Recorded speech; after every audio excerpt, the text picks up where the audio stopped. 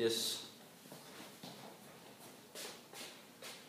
Bevis for ligningsligning i planen, som er opskrevet her. Det er den, jeg gerne vil bevise, og derfor det, jeg skal ende op med.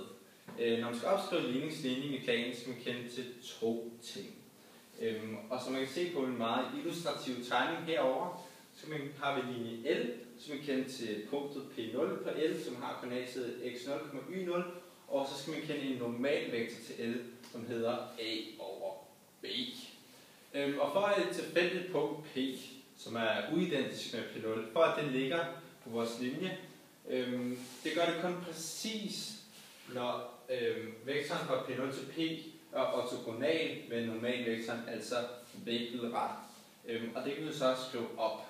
Så det vil altså sige, at P0, P-vektoren fra P0 til P, den skal være ortogonal med normalvektoren. Og som vi ved, at når to vektorer er ortogonale, så er deres prikprodukt altid lige med 0. Så det kan vi altså skrive op. Det vil altså sige, at vektoren fra P0 til P prikket med normalvektoren, som man her kan se, det skal blive 0. Og så kan vi egentlig bare sætte vores koordinatsæt ind. Vi kan starte med vektoren fra P0 til P, som har x, y og x0, y0. Den kan vi starte med at skrive 1.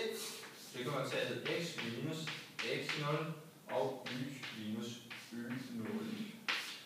Og så skal vi skrive vores normalvektor ind, og den hedder som sagt a over b. Den skriver den også, og det skal jo som sagt også være lige med 0.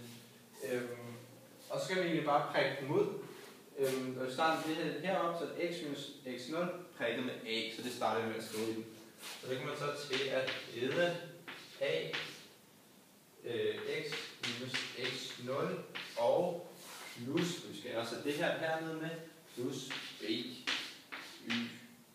minus y0. Og hvis punktets p-koordinater opfylder, at det giver lig med 0, så ligger p på linjen L, og dermed er vores